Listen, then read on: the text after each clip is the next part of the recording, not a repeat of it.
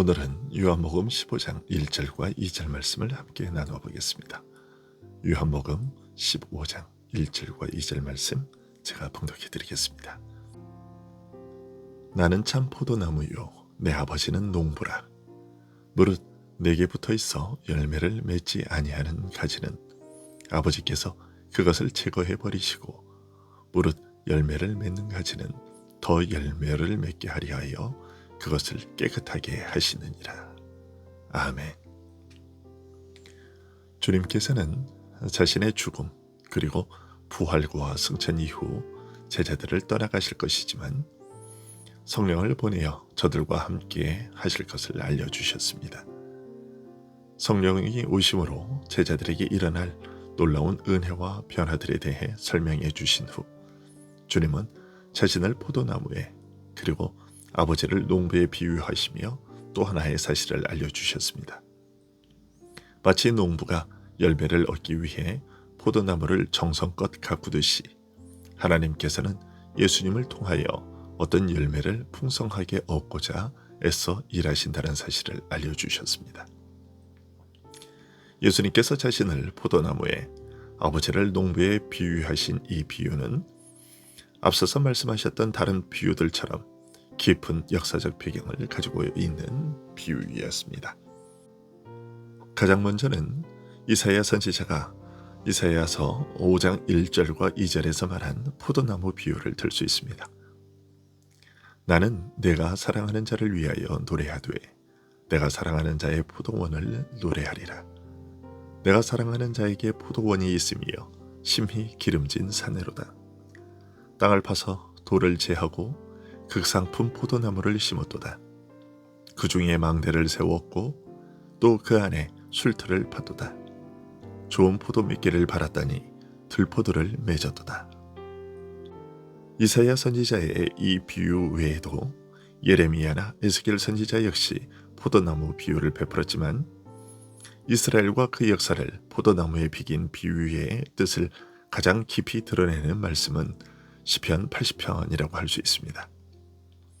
시편 80편은 하나님께서 이스라엘을 돌보신 역사를 마치 목자가 양떼를 돌보듯 이끌어 오신 역사였다고 첫 부분에서 밝힌 다음 후반부에서는 또 다른 비유, 곧 포도나무와 농부의 비유를 들어 이렇게 설명합니다.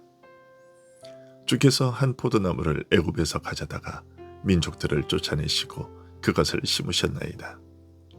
주께서 그 앞서 가꾸셨으므로 그 뿌리가 깊이 박혀서 땅에 가득하며 그 그늘이 산들을 가리고 그 가지는 하나님의 백향목 같으며 그 가지가 바닥까지 뻗고 넝쿨이 강까지 미쳤거늘 주께서 어찌하여 그 담을 허시사 길을 지나가는 모든 이들이 그것을 따게 하셨나이까. 숲속의 멧돼지들이 상해하며 들짐승들이 먹나이다. 하나님께서는 이스라엘을 심으시고 신실하게 돌보셨지만 이스라엘은 좋은 열매 맺기를 바라시는 하나님의 기대를 저버리고 반역했다는 것입니다. 이사야는 이런 사실을 이사야서 5장 2절과 7절에서 간략하게 다음과 같은 말로 표현했습니다. 좋은 포도 맺기를 바랐더니 들포도를 맺혔도다. 무릇 만군의 여호와의 포도원은 이스라엘 족속이요 그가 기뻐하시는 나무는 유다 사람이라. 그들에게 정의를 바라셨더니 도리어 포학이요 그들에게 공의를 바라셨더니 도리어 부르짖음이었도다.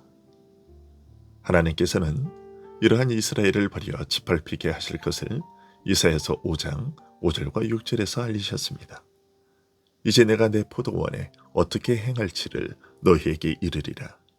내가 그 울타리를 걷어 먹힘을 당하게 하며 그 담을 헐어 짓밟히게 할 것이요 내가 그것을 황폐하게 하리니 다시는 가지를 자름이나 북을 돋우지 못하여 찔레와 가시가 날 것이며 내가 또 구름에게 명하여 그 위에 비를 내리지 못하게 하리라.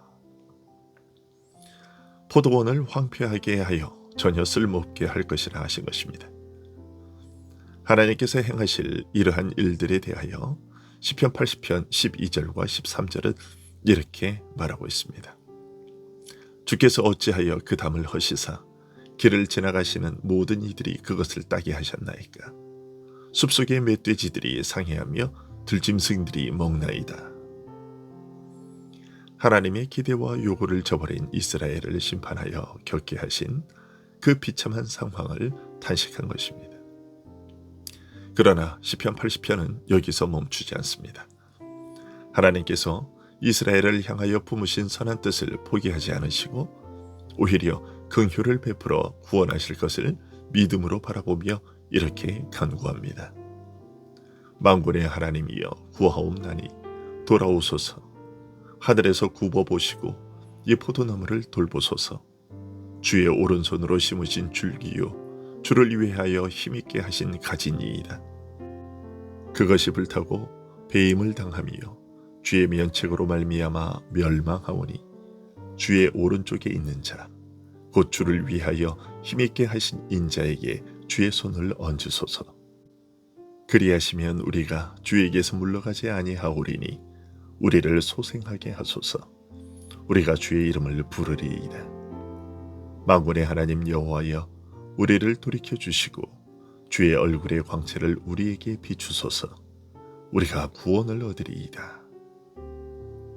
하나님께서 바라시는 선한 열매 맺기를 거부하는 이스라엘을 버려 짓밟히게 하셨지만 주의 오른손으로 심으신 줄기요 주를 위하여 힘있게 하신 가지니 저를 다시 솟게 해달라고 구하며 바라는 내용입니다. 이 강구에서 참으로 놀라운 것은 주의 우편에 있는 자, 곧 주를 위하여 힘있게 하신 인자의 위에 주의 손을 얹으소서라는 말입니다. 이스라엘의 구원과 회복의 소망이 주의 우편에 있는 자, 곧 주를 위하여 힘있게 하신 자라 불리는 어떤 한 인물에게 달렸다고 알리고 있는 것입니다. 오늘 본문에서 예수님께서 내가 참 포도나무요 내 아버지는 농부라고 하신 것은 바로 이러한 이스라엘의 역사를 염두에 두신 것입니다. 이스라엘이라는 극상품의 포도나무를 심어 좋은 열매를 얻고자 하신 아버지의 뜻을 자신이 이루실 것을 알리고자 내가 참 포도나무라고 하신 것입니다. 그러나 단순히 포도나무라 하지 않으시고 참 포도나무, 진정한 포도나무라고 하신 것은 자신이 하나님께서 포도나무를 심으신 그 뜻을 온전히 이루실 분이심을, 포도나무의 진정한 본질을 나타내고 이루실 분인 것을 알리기 위해서였습니다. 하나님께서 이스라엘을 택하시고 불러 자기 백성으로 삼으신 그 뜻이 이스라엘을 이렇게 심으시고 돌보아 오신 그 역사가 이제 자신을 통해 온전히 이루어질 것을 알려주신 것입니다. 그런데 열매를 맺지 않는 가지마다 제거할 것이라고 하신 이 말씀은 단순히 우리 믿는 자만을 향해 하신 말씀이 아니라 과거 이스라엘이 참 포도 대신 들포도를 맺은 것에 대하여 진노하여 심판으로 망하게 하신 역사를 염두에 두고 하신 말씀이기도 합니다. 열매 맺게 하기 위해 깨끗게 할 것이라 하신 말씀은 단순히 그리스도의 죽음이 우리 죄인을 깨끗게 하여 열매 맺게 하는 일반적인 구원만을 가리킨 것이 아니라 역사적으로는 범죄로 망한 이스라엘을 정결하게 하여 다시 회복하시고 영원토록 흔들리지 않을 하나님의 나라로 견고히 세우실 것을 염두에 두고 하신 말씀입니다. 기도하겠습니다.